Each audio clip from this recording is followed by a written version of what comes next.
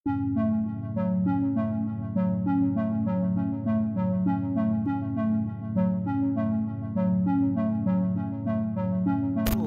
hari tu kita dapat tahu yang player Arsenal, Emil Smith-Rowe ada darah Malaysia, rupanya player Chelsea ni pun ada juga darah Malaysia.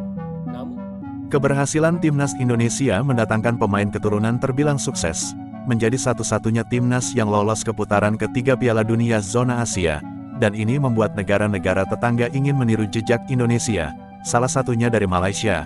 Malaysia dari dulu gembar-gembor pemain keturunan Eropa tapi hasilnya tidak ada. Walaupun ada pemain keturunan Eropa, Malaysia harus mengkonfirmasi terlebih dahulu. Apakah pemain mau bela? Apakah federasi bisa? Apakah pelatih mau? Pertama dia, kita pemain pewarisan ni dua. Macam ada sebahagian peminat, dia tak suka pemain warisan. Sebagai peminat, okey, betul tak kalau kita tengok? Pentingnya saya ingat kali ni kita pemain warisan mesti ada kualiti kita nak ambil. Kalau tak ada kualiti tak payahlah.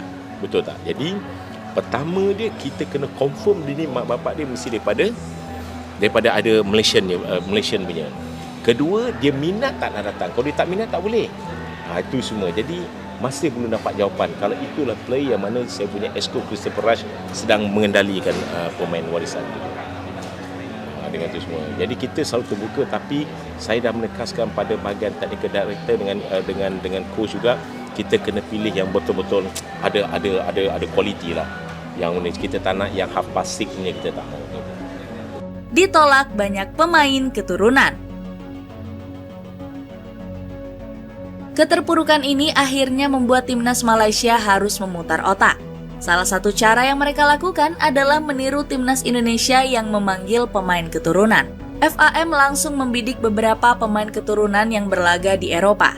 Hal ini langsung dikonfirmasi Datuk Nur Azman selaku Sekretaris Jenderal FAM. Kami telah mengidentifikasi beberapa pemain keturunan Malaysia. Namun keputusan apakah akan memasukkan para pemain ini ada di tangan Kim Pan-gon dan Garrido, ucap Datuk Nur Azman. Salah satu nama yang dikabarkan sudah tertarik untuk membela Harimau Malaya adalah Ferdy Druif. Pemain berusia 26 tahun ini adalah pemain utama dari PEC Zwolle bersama Eliano Reinders.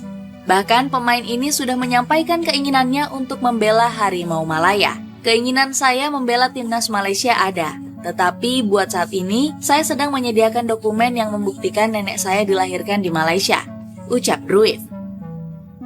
Selain itu, Malaysia saat ini juga mengincar kapten kedua Burnley, Josh Brownhill. Pemain berusia 28 tahun ini dikabarkan memiliki darah Malaysia dari ibunya. Penurunan performa timnas Malaysia berdampak kepada komposisi tim. Pasalnya, Harimau Malaya mendapatkan banyak penolakan dari pemain keturunan. Federasi Sepak Bola Malaysia atau FAM berencana untuk menaturalisasi Ethan Wedley. Bomber muda Manchester United U18 itu diklaim mempunyai darah keturunan Malaysia.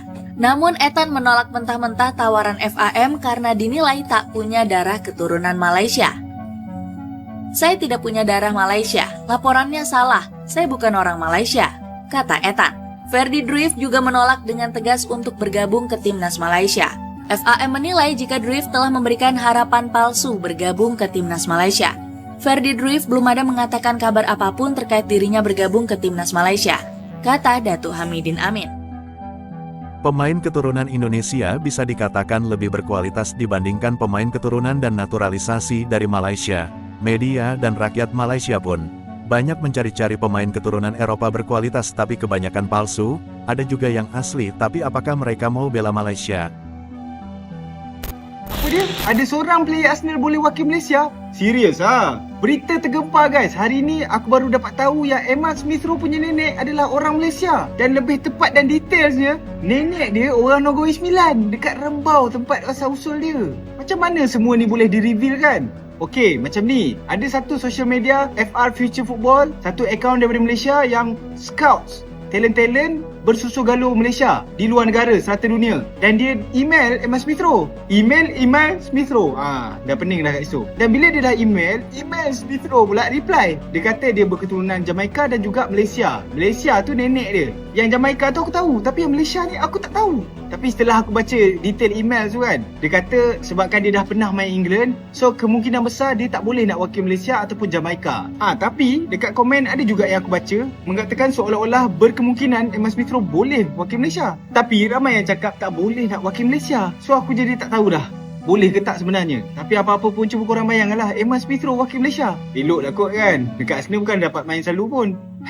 Sayang, dah pakai nombor 10. Kalau hari tu kita dapat tahu yang player Arsenal, Emil Smith Rowe, ada darah Malaysia, rupanya player Chelsea ni pun ada juga darah Malaysia. Nama player ni Kiernan Desbury Hall. Kalau korang nak tahu, Kiernan Desbury ni nenek dia orang ayak hitam, orang Penang. No, geng-geng nasi kandak punya. Jadi, bila nenek dia ada darah Malaysia, dia pun sebenarnya boleh dinaturalisasi. Tapi kita tahulah Malaysia ni lambat buat kerja. So, Kiernan Desbury ni dia main untuk Leicester season lepas. Jadi dia pergi ke Chelsea ni, dia ikut dia punya coach lah, Enzo Maresca. So dekat Leicester boleh tahan juga. Dia dapat skor 12 gol. Tapi kita tahu midfield dekat Chelsea ni banyak. Dia lagi number 10 semua kan. So aku rasa memang susah lah dia untuk start. Dia ni juga boleh bermain untuk England.